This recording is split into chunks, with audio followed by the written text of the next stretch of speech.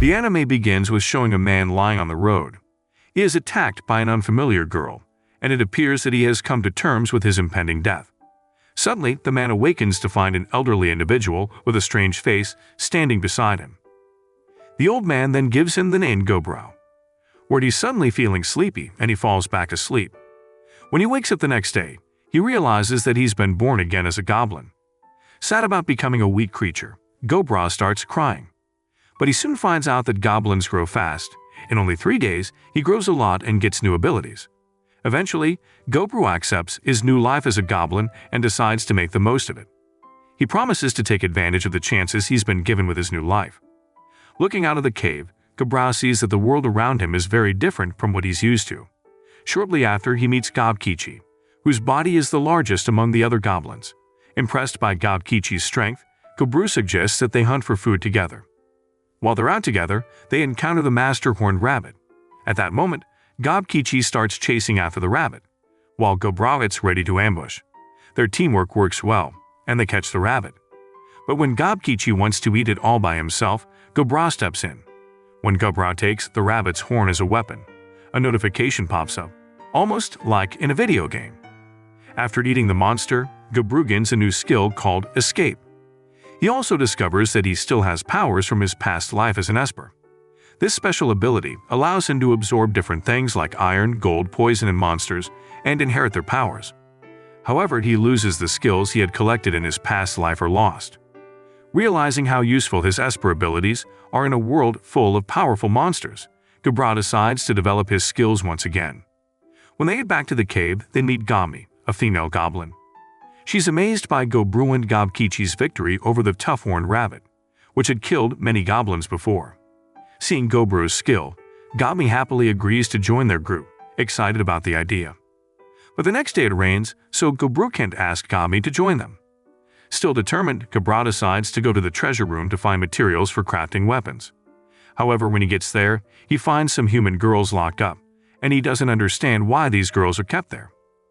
While Gobro is busy making weapons, Gobji, the old person who named him, suggests that hunting will help him level up quickly. Gobro checks and finds out that his level has already reached 86, just as Gobji said. Gobji also tells him that when he reaches level 100, he can evolve into a stronger creature, but he warns him that goblins who can evolve are very rare. The following day, they organize themselves into a group of 3, with Gobkichi at the front, Gobro in the middle, and Gami at the back. With this new plan, they manage to catch many animals for food. Upon seeing this, Gami is very happy because it's her first time eating meat. After eating various new monsters, Gobro gains many useful skills, especially from the snakes they hunted. He notices that the snakes are much stronger than him. However, he becomes more confident in his ability to survive, even though he doesn't look very good in this new life, thanks to the skills he gained. In the following days, they continue hunting like always. With Gobro's new skills, they defeat dangerous monsters successfully. While eating, other goblins, jealous of their success, watch them. That night, these jealous goblins try to attack Gobro while he sleeps. Luckily, he has a skill that is always active, stopping their attack and fighting back. After that, Gami, who just woke up, also fights them, showing her anger toward the attackers. The next day, their next opponent is a powerful orc, posing a challenge even for Gobkichi.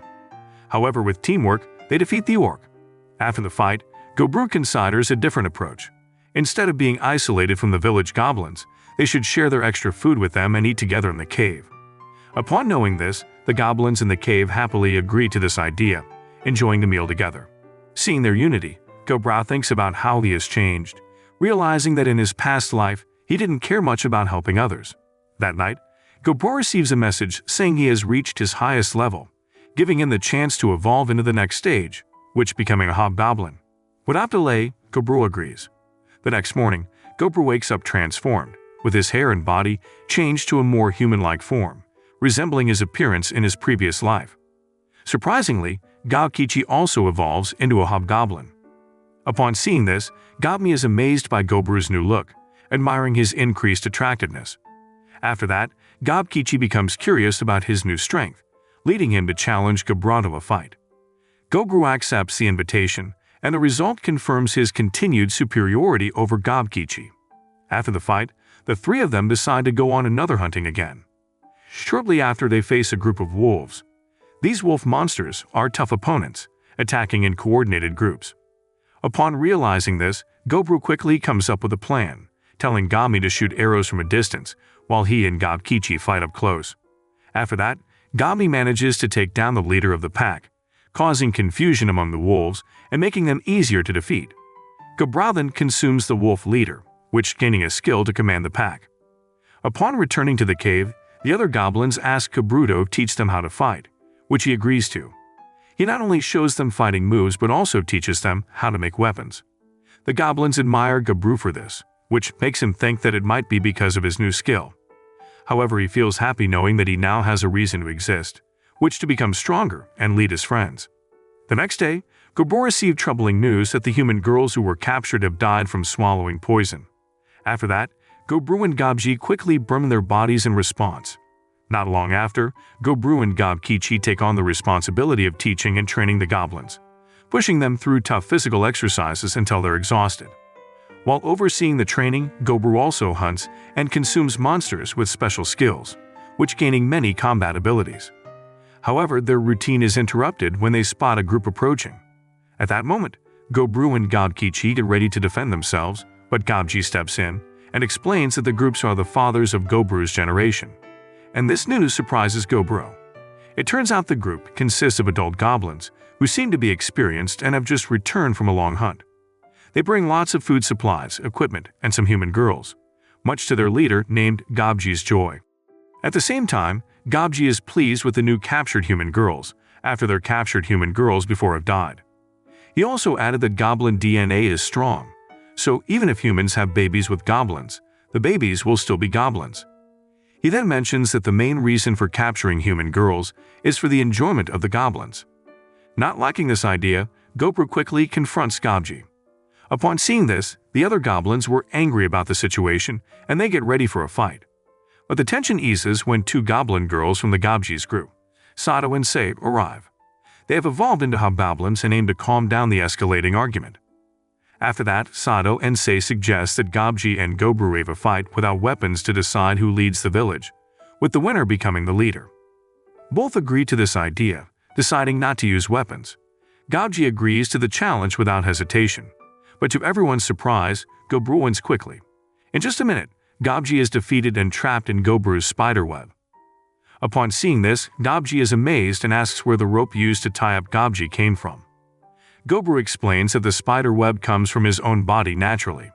Impressed by Gobru's incredible abilities, everyone agrees that he is the rightful leader of the village, officially recognizing his leadership position. However, it becomes clear that Gabji and his friends are angry with Gobru, showing obvious irritation towards him. In reply, Gobru assures the human girls that he had warned the others not to hurt them, which calms their worries. Moreover, Gobru promises to help them get back to the human village quickly. In return, he asks the girls for information, and they agree to share their story. It turns out, they were traveling for work when goblins attacked them suddenly, leading to the deaths of all the men with them. After remembering the terrifying incident, the girls are filled with emotion once again. The next day, the girl with red hair gathers her bravery and starts talking to Gobru. It seems like they're starting to accept their situation and aren't as scared anymore. While sharing information, Gobru learns that the girl with brown hair knows how to work as a blacksmith, the blonde twins are good at cooking and sewing, the girl with glasses understands chemistry, and the brave redhead dreams of becoming a warrior. Motivated by this knowledge, Gobru becomes stricter in training the goblins, making their exercises more challenging over the next few days. The next day, when it rains heavily, Gobru and Gabkichi spar together, impressing the other goblins with their strength. However, Gabji continues to harbor resentment towards Gobru, showing clear annoyance and a strong dislike for him. That night, while everyone else is asleep, Gabji and his friends plan to do something bad with the captive human girls, while the girls, unaware of their presence, sleep peacefully. Fortunately, Gobru catches Gabji and his friends in the act and steps in right away. He faces Gabji and his friends without delay, waking up the girls in the process. The noise wakes up the girls, so Gobru apologizes for scaring them. At the same time, Gabkichi and the rest come over. Gobru then orders Gabkichi to take Gabji and his friends outside, while asking Gami to wake up the others and gather them outdoors. It's clear that Gobru plans to punish them publicly to prevent similar behavior in the future. As promised, Gobru punishes Gobji's friends until they faint. Gobji, however, faces the harshest punishment. He's tied to a tree and beaten severely, showing everyone how powerful Gobru is. The next day, Gobji, who suffered the toughest punishment, passes away due to his injuries. Later, Gobru and his friends join forces to defeat a strong enemy, which a unicorn monster with 3 horns. At that moment, even Gobru admits that the unicorn is a tough opponent, but he sees defeating it as a chance to gain new abilities. As expected, after consuming the unicorn, Gobru gains the triple attack skill, allowing him to strike 3 times with one move. At night, while Gobru is asleep, the red-haired girl goes to him for comfort, still upset about what happened the day before. Gobru senses her sadness and lets her sleep beside him. The next morning, it turns out Gami also seeks comfort from Gobru, just like the red-haired girl did. Under Gobru's leadership, the goblin village has progressed a lot. Gobkichi and Gami have been crucial in helping Gobru train other goblins. But feeling increasingly bored, Gobru decides to venture deeper into the forest to find tougher opponents. During his journey, he meets the unicorn monster again. Using his new magical skill, Gobru easily defeats the creature that had once been a tough challenge. Feeling more confident with his new abilities, Gobru ventures deeper into the forest and comes across troubling bloodstains. He recalls Gobji's warning when he was young about the dangerous northern forest, where a terrifying creature, the red bear, resides. The bloodstains confirm the red bear's presence, indicating its recent attacks on several unicorn monsters in the area. Suddenly, Gobru heard loud footsteps, signaling the red bear monster's arrival.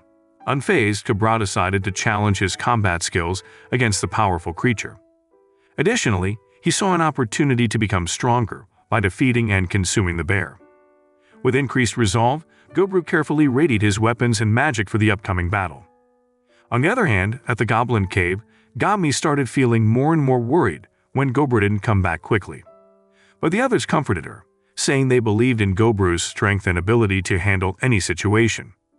During the fight against the bear, Gobru quickly used magic, but the bear blocked it with its paws. Even after losing a paw, the bear kept attacking Gobru fiercely without slowing down. At that moment, Gobru understood how serious the situation was, knowing that one hit from the bear could kill him. Despite the danger, he kept trying to defeat the monster, using his spider web trick to try to trap it. But the bear easily dodged the web and attacked back with flames, burning Gobru's hand. Finally, Gobru realized that he had to be prepared to get hurt if he wanted to defeat the monster. Facing the bear head-on, Gobru managed to stab his sword into the creature's mouth, thinking he had dealt a fatal blow. But his distraction allowed the bear to strike back, causing serious injuries to Gobru. Even though the bear was immobilized by the sword, Gobru was still in danger, aware that another attack could be fatal. With fierce determination, Gobru continued to fight against the relentless beast, ultimately losing his hand in the intense battle. Shortly after, Gobru managed to defeat the bear, but he suffered serious injuries himself. Despite his wounds, he gathered the strength to eat some of the bear's meat, restoring his energy before passing out. While Gobru was unconscious, he got a message saying he could evolve into an ogre. This news made him really happy.